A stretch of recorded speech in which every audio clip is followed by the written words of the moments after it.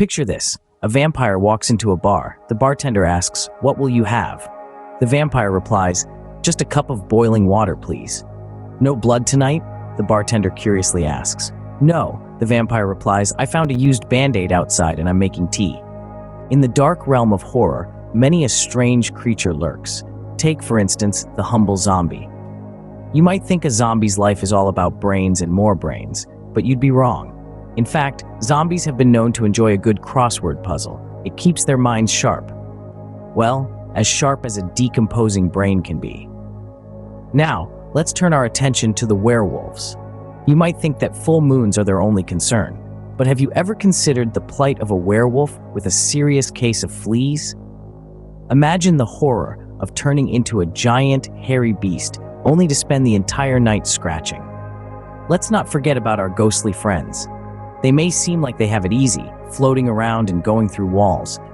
But remember, they also have to deal with the constant fear of being vacuumed up by some overzealous ghostbusters.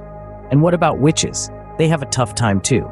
They have to deal with perpetually bad hair days. Have you ever tried to comb your hair while flying on a broomstick in the middle of a storm? It's not a pretty sight. Now, consider the misunderstood monster under the bed. They don't want to scare you, they're just trying to pay the rent. The real estate market is tough these days, even for monsters.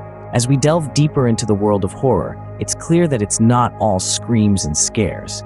There's a humorous side to it too, a side filled with vampire tea parties, zombie crossword competitions, flea-ridden werewolves, ghostly vacuum cleaner dodging, witchy bad hair days, and monsters just trying to make ends meet. In the grand scheme of things, perhaps the real horror is not the monsters themselves, but the mundane problems they face. After all, who would have thought that even the creatures of the night have to deal with the same issues we do? And so, as we draw the curtains on our exploration of horror humor, remember this.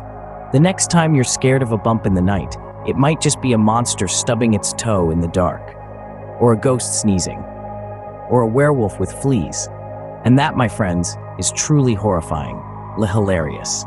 Until next time, keep laughing in the face of horror. After all, even the scariest of monsters can't resist a good joke.